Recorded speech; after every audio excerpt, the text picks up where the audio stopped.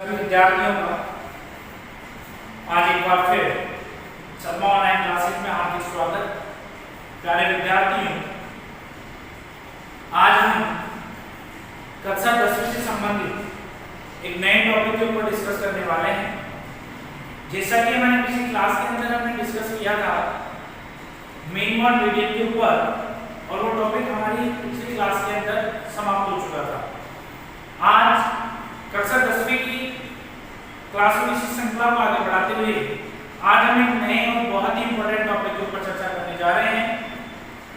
वो टॉपिक आपके एग्जाम के दृष्टिकोण से बहुत ही उपयोगी है और आपके एग्जाम के अंदर उसके जो नंबर के जो क्वेश्चन आने वाले हैं वो बहुत अच्छे नंबर के क्वेश्चन आपके एग्जाम में आने वाले हैं और आपकी जो आगे की पढ़ाई है उस पढ़ाई के अंदर इस टॉपिक का बहुत अच्छा योगदान आपको मिलने वाला है। प्यारे विद्यार्थियों, आज की जो क्लास का हमारा टॉपिक रहने वाला है ट्रिग्नोमेट्री के बारे में हम डिस्कस करेंगे। ट्रिग्नोमेट्री से जुड़ी हुई जो इंपॉर्टेंट जानकारी है जो आपके कक्षा 10वीं के लेवल से उपयोगी है, पहले हम उसके ऊपर डिस्कस करेंगे, उसके बाद में उसके क्वेश्चनों के ऊपर हम चर्चा करने वाले हैं। तो आज हमारे पास में जो टॉपिक रहने वाला है वो आपके ट्रिग्नोमेट्री के ऊपर हम डिस्कस करेंगे और उस ट्रिग्नोमेट्री के अंदर जो आपके पास में साइन, कोसेक, कोसेक, कोसेक के लिए टेबल हम बनाते हैं, टेबल की वैल्यू जो हम निकालते हैं उसके ऊपर हम डिस्कस करने वाले हैं और उससे संबंधित कुछ सवालों के ऊपर भी हम डिस्कस करेंगे। तो सबसे पहले मैं आपको बता दूं कि हमारे पास जो ट्रिग्नोमेट्री अनुपात हैं वो मुख्य रूप से 6 प्रकार के होते हैं। पहले नंबर पे जो मान आता है वो होता है साइन, दूसरे नंबर पे जो मान आता है वो होता है कोस, तीसरे नंबर पे जो मान आता है वो होता है टेन, चौथे नंबर पे जो मान आता है वो होता है आपके पास कोस, पांचवें नंबर पे जो मान आता है वो होता है सेक और छठे नंबर पे जो मान आता है वो होता है आपके पास में कोसेक। इन 6 ट्रिग्नोमेट्री अनुपातों के बारे में हम पढ़ेंगे और यह आपके कक्षा 10 का जो एनसीईआरटी का सिलेबस दिया हुआ है उस सिलेबस के अंदर चैप्टर नंबर 6, 7 और 8 से जुड़ा हुआ टॉपिक है। चैप्टर नंबर 6 के अंदर जो टेबल हम बनाएंगे आज उस टेबल से संबंधित जो क्वेश्चन है वो आपके चैप्टर नंबर 6 में भी है और उसी टेबल से संबंधित क्वेश्चन आपको चैप्टर नंबर 8 के अंदर भी दिए हुए हैं। अब हम बात करते हैं सबसे पहले तो ये होगा साइन, कोस, टेन, कोस, सेक और कोसेक। अगर मैं यहाँ पे कोण की मैं बात करूँ तो मैंने सारे अनुपातों के आगे थीटा काम में ले लिया है, तो आप इसको पढ़ सकते हो sine theta, cos theta, tan theta, cot theta, sec theta और कोसेक थीटा। जैसा कि विद्यार्थियों जब हमने कक्षा 9 के अंदर चैप्टर ट्रिग्नोमेट्री के ऊपर चर्चा की थी तब मैंने बताया था कि साइन, कोस, टेन, कोट, सेक, कोसेक के अंदर रिलेशन होता है। क्या क्या रिलेशन होता है, क्या क्या रिलेशन नहीं होता, उनके ऊपर हम विस्तारपूर्वक चर्चा करेंगे, लेकिन आज हम सिर्फ टेबल के ऊपर डिस्कस करने वाले हैं, सारणी के ऊपर डिस्कस करने वाले हैं। तो उसके लिए जो इंपॉर्टेंट चीजें होगी आज उसी के ऊपर हम डिस्कस करेंगे। तो मैं आपको बता दूं कि इन 6 त्रिकोणमितीय अनुपातों के अंदर जो साइन थीटा है, साइन थीटा कोसेक थीटा का अपोजिट होता है, व्युत्क्रम होता है। जो कोस थीटा होता है वो सेक थीटा का अपोजिट होता है और जो टेन थीटा होता है वो कॉट थीटा का अपोजिट होता है। साइन, कोस, टेन, कोट, सेक, कोसेक। साइन थीटा अपोजिट होता है किसका? कोसेक थीटा का। कोस थीटा अपोजिट किसका होता है? Sec theta. Tan theta opposite किसका होता है? कॉट थीटा का। अपोजिट होने से मतलब हमारा ये है कि साइन थीटा की जो वैल्यू है अगर वो 3/4 है, साइन थीटा की जो वैल्यू है वो 3/4 है, तो यहाँ से अगर मैं कोसेक थीटा की वैल्यू निकालता हूँ तो कोसेक थीटा की जो वैल्यू आने वाली है वो 4/3 आने वाली है। साइन थीटा की वैल्यू है 3/4, अगर यहाँ से हम कोसेक थीटा की वैल्यू निकालें तो कोसेक थीटा की जो वैल्यू आएगी वो आएगी 4/3। तो यहाँ से अगर मैं साइन थीटा के फॉर्मूले की बात करूँ तो साइन थीटा का जो फॉर्मूला होगा वो 1/कोसेक थीटा होगा और जो कोसेक थीटा का फॉर्मूला होगा वो होगा 1/sin थीटा। कहने का मतलब साइन थीटा होता है वो कोसेक थीटा का व्युत्क्रम होता है, अपोजिट होता है। इसी प्रकार से मैं बात करूं अगर कोस की, सेक की, तो वही फॉर्मूले अगर इसके अकॉर्डिंग ऊपर बात करें तो कोस थीटा का जो फॉर्मूला होगा वो होगा 1/sec थीटा और sec थीटा का जो फार्मूला होगा वो होगा 1 cos theta. As it is अगर अपन आगे बात करते हैं तो tan थीटा की जो वैल्यू होने वाली है 1 cos थीटा होने वाली है, और जो cos थीटा है उसकी जो वैल्यू होने वाली है वो 1 tan थीटा होने वाली है। sin theta is equal to 1 cosec theta, cosec theta is equal to 1 sin theta, sec theta 1 cos, cos 1 sec, tan 1 cot and cot 1 tan। तो ये 6 ट्रिग्नोमेट्री अनुपात हमारे पास में। अगर इसमें मैं एक्स्ट्रा फॉर्मूले की बात करूं तो जो tan थीटा होता है वो आपके 1 cot तो होता ही है, लेकिन इसके साथ साथ में sin theta upon cos theta होता है। अगर इसी के अकॉर्डिंग में बात करूं इसी फॉर्मूले की, तो यहाँ से जो cot थीटा निकल करके आने वाला है वो cot थीटा आपके पास में cos theta upon sin theta निकल करके आने वाला है। tan थीटा की वैल्यू होगी sin upon cos, cos theta की वैल्यू होगी cos अपॉन sin। तो ये कुछ फॉर्मूले के बारे में हमने डिस्कस किया है, तो सर 9th में भी हमने पढ़े थे। अब हम बात करते हैं इससे संबंधित टेबल के ऊपर हम चर्चा करते हैं। तो टेबल के ऊपर हम चर्चा करेंगे तो कौन-कौन से मानों के लिए हम यहाँ पे टेबल बनाने वाले हैं। तो सबसे पहले हम मानों के ऊपर डिस्कस करते हैं। तो यहाँ पे टेबल के माध्यम से हम 6 मानों के ऊपर डिस्कस करेंगे। तो जो पहला वाला जो मान आने वाला है आपके पास में वो आने वाला है 0 डिग्री का। सेकंड नंबर के मान की हम बात करें तो सेकंड नंबर का जो मान आने वाला है वो आने वाला है 30 डिग्री का। थर्ड नंबर के मान की हम बात करें तो थर्ड नंबर का जो मान आने वाला है वो आपके पास में आने वाला है 45 डिग्री का। अगले मान की हम बात करें 60 डिग्री का, और लास्ट मान की हम बात करें वो आने वाला है आपके पास में 90 डिग्री का। ये पूरे आपके पास में 5 मान आपके पास में हो चुके हैं, 0, 30, 45, 60 और 90। इन 5 मानों के ऊपर हम आज डिस्कस करेंगे। और आज की वीडियो का हमारा जो उद्देश्य होगा वो यही होगा कि विद्यार्थियों को ये टेबल बनानी आनी चाहिए। जैसा कि विद्यार्थियों आप लोगों को इस टेबल में 5 मान नजर आ रहे हैं, 0, 30, 45, 60 और 90। तो हम इन मानों की टेबल बनाने की ट्रिक आपके सामने ला रहे हैं। उस ट्रिक के माध्यम से आप आसानी से इस टेबल के जो मान है वो आप ला सकते हो। आपको 5 मानों के लिए टेबल बनानी है, तो मैं आपको ये बता दूं कि सबसे छोटा जो मान होगा 0 डिग्री होगा, सबसे जो बड़ा मान होगा वो कितना होगा 90 होगा।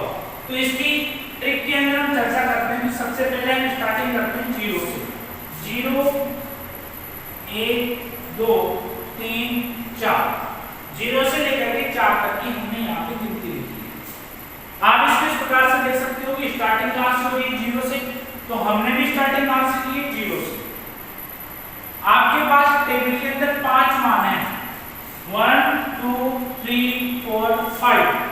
तो हमने जो नंबर्स लिए वो भी 5 लिए 1, 2, 3, 4, 5, 5 नंबर हमने ले लिए। इन 5 नंबर के अंदर सबसे जो बड़ा नंबर है, जो मैक्सिमम नंबर है वो है 4। तो इन सबको हम डिवाइड करेंगे किससे 4 से। ये ट्रिक की हम बात कर रहे हैं। तो 4 से हमने डिवाइड किया, तो 4 से जब हम डिवाइड करेंगे तो 0 को जब 4 से डिवाइड करोगे तो 0 आने वाला है। इसको डिवाइड करने में पॉइंट के अंदर जाएगा, पॉइंट हमें लिखना नहीं है। इसको आप 2 से कट करोगे तो 1/2 हो जाएगा। ये 3/4 रहने वाला है, ये रहने वाला है 1।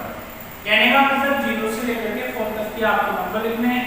सबसे जो मैक्सिमम नंबर है वो 4 है, तो सबके अंदर आपको 4 का डिवाइड करना है। पॉइंट में आपको आंसर नहीं लिखने, डायरेक्ट पे आपको आंसर लिखने हैं। अब इन सबका आपको क्या लेना है, रूट लेना है। इन सबका आपको क्या लेना है, रूट। यही आपके पास सारी टेबल की वैल्यू होने वाली है। अब बहुत सारे बच्चे सोच रहे होंगे कि सर इससे कैसे वैल्यू हो जाएगी। तो अभी हम अपने टेबल इन्हीं मानों से बनाने वाले हैं। एक छोटा सा टॉपिक उस ऊपर मैं आपको पहले ही बता देता हूं कि 0 का रूट कितना होता है 0, 1 का रूट कितना होता है 1, √2 की वैल्यू 1.4 होती है, लेकिन हमें इसे पॉइंट पे नहीं जाना है तो √2 ही हम रखेंगे। √3 की जो वैल्यू होती है वो 1.732 होती है, लेकिन जाना नहीं है कोई √3। और √4 की जो वैल्यू होती है वो कितनी होती है 2 होती है। √0 की वैल्यू 0 होगी, √1 की वैल्यू 1 होगी, √2 रहने वाला है, √3 रहने वाला है, √4 की वैल्यू कितनी हो जाएगी 2 हो जाएगी आपके पास। अब हम स्टार्टिंग करते हैं sin थीटा से। तो आपके पास में जो फर्स्ट नंबर पे रूट है किसका है 0 का, तो 0 का रूट कितना होता है 0, तो sin 0 की जो वैल्यू आएगी वो कितनी आ जाएगी 0 आ जाएगी आपके पास। सेकंड नंबर है 1/4, 1 का रूट कितना होने वाला है 1, 4 का रूट कितना होने वाला है 2, तो नेक्स्ट जो वैल्यू होगी sin 30 की 1/2 हो जाएगी आपके पास। नेक्स्ट नंबर है 1/2, 1 का रूट कितना होने वाला है 1, रूट 2 की वैल्यू रूट 2 ही रहने वाली है, तो नेक्स्ट जो वैल्यू होगी sin 45 की तो 1/√2 हो जाएगी। फिर है 3/4, तो 3 का रूट होगा √3 और 4 का कितना होगा 2 और 1 का रूट कितना हो गया 1। तो ये आपके पास में sin की वैल्यू आपके पास में आ चुकी है। आपको याद नहीं करना, आपको रटना नहीं है, सिर्फ जो ट्रिक मैंने बताई उस ट्रिक से आप बना सकते हो। √0 की वैल्यू 0, √1 की वैल्यू 1, 2 की 2, 3 की 3 एंड 4 की 2 हो जाएगी आपके पास में। अब बात करते हैं cos थीटा के बारे में। cos थीटा के बारे में बात करते हैं तो जो sin के मान आए हैं उस मान को n से स्टार्ट करना है, तो sin थीटा का जो मान था 1 वो यहाँ पे हो जाएगा, फिर √3/2 हो जाएगा, फिर 1/√2 हो जाएगा, फिर 1/2 हो जाएगा और फिर क्या हो जाएगा 0 हो जाएगा। cos के मान निकालने के लिए आपको sin के मानों को पीछे से आगे की तरफ लिखना है। पीछे 1 आ रहा था 1 हो गया, फिर √3/2, फिर 1/√2, 1/2 एंड 0। अब अभी हमने tan थीटा के लिए फार्मूला पढ़ा था। tan थीटा का जो फार्मूला था वो था sin theta upon cos theta. कहने का मतलब sin और cos के मान हमारे पास में आ चुके हैं, आपको मान किसके लिखने हैं tan के लिखने हैं। और मैं आपको एक चीज और समझाने जा रहा हूं यहां से, 0 को जब आप 1 से डिवाइड करोगे तो 0 ही आएगा, ये आप बचपन से पढ़ते हुए आ रहे हो। लेकिन चेंजेस कहां होने वाला है, अगर आप 1 को 0 से मल्टीप्लाई करोगे तो हो सकता है अभी तक आपने इसको 0 लिखा हो, लेकिन इसकी जो करेक्ट वैल्यू होती है वो इनफाइनाइट होती है। ये जो मैंने सिंबल बनाया है ये अनंत का सिंबल है और इसको हम बोलते हैं इनफाइनाइट। यानी कि जब आप 1 को 0 से मल्टीप्लाई करोगे तो 0 आएगा, 0 को भी 1 से मल्टीप्लाई करोगे तो 0 आएगा, लेकिन डिवाइड में थोड़ा सा चेंजेज है। 0 को जब 1 से डिवाइड करोगे तो 0, लेकिन 1 को जब 0 से डिवाइड करोगे तो इनफाइनाइट। अगर मैं इनके अपोजिट की बात करूं तो 0 का अपोजिट इनफाइनाइट होने वाला है और इनफाइनाइट का अपोजिट क्या होने वाला है 0 होने वाला है। ये बेसिक वैल्यू जो आपको पता होनी चाहिए। तो मैं tan थीटा की वैल्यू निकालता हूं। tan थीटा की वैल्यू क्या होगी sin theta upon cos theta. 0 को 1 से डिवाइड करोगे 0 आने वाला है जो भी हमने पढ़ा है। 1/2 को √3/2 से डिवाइड करोगे 2 से 2 कटेगा तो 1/√3 हो जाएगा, ये दोनों सेम वैल्यू में कटेगी तो 1 हो जाएगा। 2 से 2 कट गया, √3 को 1 से डिवाइड करोगे तो √3 और 1 को 0 से डिवाइड करोगे तो इनफाइनाइट, जो भी हमने पढ़ा था। यह आपके पास में sin cos tan की टेबल कंप्लीटली आ चुकी है। ज्यादातर ये टेबल आपके काम में आने वाली है। तो इसमें सबसे इंपॉर्टेंट जो वैल्यू है किसकी है sin की। sin से cos हमने लिया, फिर sin cos से हमने किसको ले लिया tan को ले लिया। अब जो बाकी के जो मान बचे हुए हैं वो हम अपोजिट फॉर्मूला से इसको लिखेंगे। तो सबसे पहले कोड किसका अपोजिट होता है tan का, तो 0 का अपोजिट क्या होने वाला है इनफाइनाइट। 1/√3 का अपोजिट √3/1, 1 का अपोजिट क्या होने वाला है 1, √3/1 है तो इसका अपोजिट हो जाएगा 1/√3 और इनफाइनाइट का अपोजिट क्या हो जाएगा 0 हो जाएगा आपके पास में। बात करते हैं sec थीटा की। sec थीटा किसका अपोजिट होता है cos का, तो 1 का अपोजिट कितना हो जाएगा 1, √3/2 का अपोजिट 2/√3, 1/√2 का अपोजिट √2/1, 1/2 का 2/1 और 0 का अपोजिट क्या होने वाला है इनफाइनाइट होने वाला है आपके पास में। कोसेक की बात करते हैं तो 0 का अपोजिट कितना हो जाएगा इनफाइनाइट, 1/2 का अपोजिट 2/1, 1/√2 का √2/1, इसका 2/√3 और 1 का अपोजिट क्या हो जाएगा 1 हो जाएगा। तो यह आपके पास में sin cos tan cos से cosec से 0 30 45 60 नंबर से संबंधित जो टेबल है वो आपके सामने आ चुकी है। इस टेबल के माध्यम से आपकी जो एनसीईआरटी का सिलेबस है उसमें जो चैप्टर नंबर 6 है वो पूरा चैप्टर इस टेबल से कवर करने वाले हैं। तो उस चैप्टर को पढ़ने से पहले आपको इस पूरी टेबल के बारे में जानकारी होनी आवश्यक है। जब तक आपको ये टेबल बनानी नहीं आएगी तब तक आप उसके क्वेश्चनों को सॉल्व नहीं कर सकते हो। तो इस टेबल के लिए मैंने आपको सिर्फ इतनी सी ट्रिक बताई है कि 0 से लेकर के 4 तक के आपको नंबर लेने हैं। कितने नंबर लेने हैं 5। क्यों? क्योंकि आपके पास में कितने मान हैं 5 मान हैं। सबको किससे डिवाइड करना है 4 से। पॉइंट में आंसर नहीं आएगा 0/4 0 1/4 1/4 इसको काटोगे तो 1/2 ये 3/4 और ये 1 0 का रूट 0 1 का रूट 1 2 का रूट 2 रूट 3 का रूट 3 और रूट 4 का मान हो जाएगा 2। 0 का मान रूट में 0 1/4 का 1/2 1/2 का 1/√2 3/4 का रूट 3/2 और 1 का 1।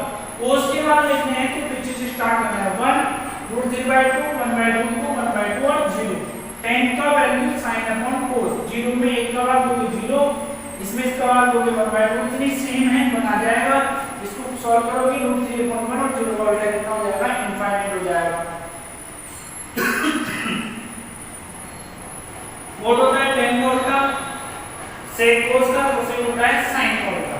तो ये आज की क्लास में हमने टेबल से संबंधित चर्चा की है। विद्यार्थियों टेबल आपके लिए बहुत इंपॉर्टेंट है। आप घर में इसकी प्रैक्टिस कीजिए, एक दो बार प्रैक्टिस करोगे तो टेबल आपको बनानी आ जाएगी। अगर आपको बनानी नहीं आती तो फिर आपको इनके मान याद करने पड़ेंगे और मान याद करोगे तो आपसे बहुत सारी गलतियां होंगी। तो आज की क्लास में इतना ही पढ़ेंगे। अगली क्लास के अंदर हम इस टेबल से संबंधित क्वेश्चन सॉल्व करने वाले हैं। तो उसके लिए पहले आपको इस टेबल के ऊपर अभ्यास करना है और अगर आपकी क्लास अच्छी लगी तो वीडियो को लाइक शेयर और सब्सक्राइब जरूर करें। और अगली क्लास से पहले मैं ये चाहता हूं कि प्रत्येक विद्यार्थी को टेबल बनानी आ जाए। तो मैं एक बार फिर से रिपीट करता हूं कि आप इस टेबल की एक दो बार प्रैक्टिस जरूर करें, क्योंकि अगला जो चैप्टर जो वीडियो में होने वाला है वो इसी टेबल से संबंधित एग्जाम्पल्स होने वाला है। तब तक के लिए धन्यवाद।